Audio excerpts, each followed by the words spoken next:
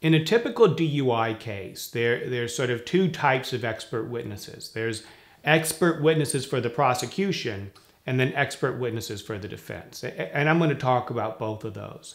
Starting with the prosecution, the prosecutor will first call the police officer as an expert.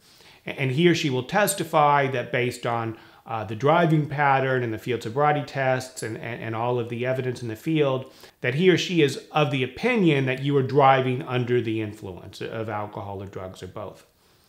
Then the prosecutor will call a forensic toxicologist, usually somebody who's employed at one of the police crime labs, and either would be the person who analyzed the blood sample in a blood case, or one of the persons who's in charge of maintaining the breathalyzer machines in a DUI breath case.